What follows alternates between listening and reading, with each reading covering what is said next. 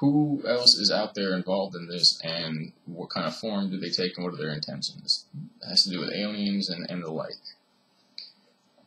Extraterrestrials. So here's the recap on aliens and extraterrestrials. I'm going to end this video here, but they said aliens are interdimensionals. Interdimensionals come from this universe. Because of that, if you had a big, ship or something with beams or whatever, you can detect in a certain area and see if an interdimensional was coming through or interacting. They said that ETs, extraterrestrial, are from another universe. Not another dimension of this universe, another layer of reality, but an entirely different universe altogether with its own set of rules, its own set of beingness. They say apparently that ETs are illegal, but aliens are not, because aliens can be observed and probably worked with. ETs are probably more strong. An entire universe away, they're going to be stronger than just some person or being, trading dimensional levels and coming back down or up. So they don't want none of that, basically. What I think it means is that the benevolent extraterrestrials, if there are any, another universe, if you will, whereas the interdimensionals, the aliens, are most likely just from another version of this universe, a parallel dimension, and at that point they might have the same needs, maybe even a form of physical body. It could be possibly more dangerous. It could be more dangerous because they'll have needs and ability to get those needs and things like that, whereas the ET I would see, or a universal being, I would see it as kind of more energy, more pure consciousness, or I don't know, maybe I'm bullshitting. There's something that would be less likely if it came from one universe to the next and was able to interact, that it would be less likely to take anything over or want to. Of course, maybe that's what this black goo is. They're entities being in our universe, if they are real, but I'm basically gonna have to start saying they're real and fucking talking about the aliens.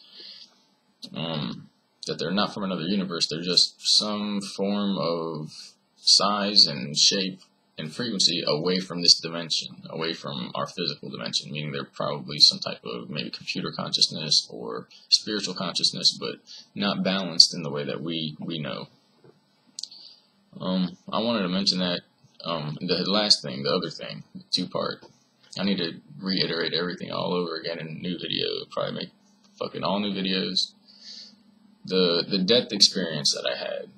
There's two death experiences. One was where I basically died. My heart was stopped, or it stopped, because of many things.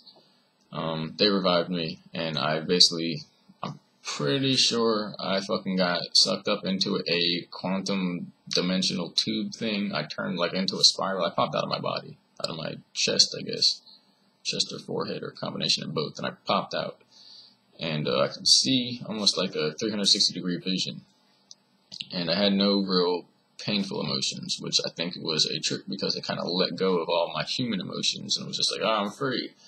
I think that's the first step of falling asleep. That the first thing we do if we get out of the body is remain lucid, which is their fucking Luciferian system, by the way.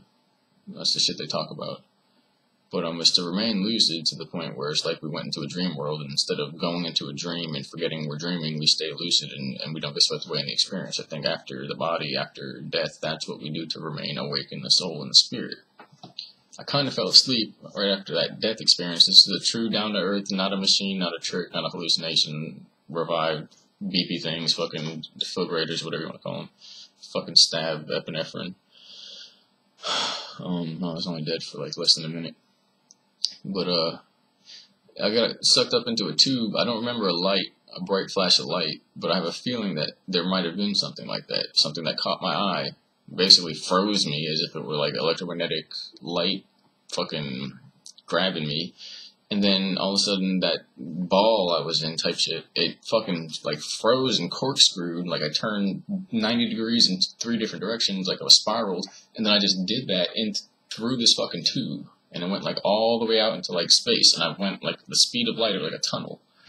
And then I found myself in what I think was basically the moon. That sounds fucking stupid, but I have other reasons that probably weren't hallucinations that kind of make me think that it was a type of recycling plant for souls on the moon. There was even, basically, the Egyptian Book of the Dead, they say that it's two snakes that lead the front of the boat, the canoe that you're on. The long canoe, by the way, when the soul leaves the body. I felt like I was in a straw, being drawn up like sucked up a straw like through a tube. Like it was suctioned to the one end of me, so if I like try to get out, I just stretch and pull in, like it sucked me up. And I felt like I was being guided by like these eyes, like two eyes or a face or something. It felt like that was there kind of smirking back at me, guiding this boat. It felt like it was almost like I was kept in a tractor beam of a UFO. And I have perceptions, so either that was the pilot guiding the UFO, or that was just the front part of the energy of the soul, like they say, maybe the ego, the unconscious ego at that point, and it kind of seems like another essence, like who's guiding me, taking me on this path. Maybe it's just the brain and the ego, or maybe that when we die, these entities come around in their craft and beam us with that fucking light, catch us in a fucking tractor beam, pull us into it, and then fly us to the fucking moon to basically be pushed into a recycling plant, which basically begins with a void that we can't get out of by traveling spiritually, or physically spiritually, if you would. We can't walk our spiritual body out of there. You have to basically build a portal with love and open your heart chakra up, envelop yourself in this love field, and close it back down and go into the field as it goes. And you make a portal, then you can go wherever you think. Apparently that's how we travel in the universe outside the body.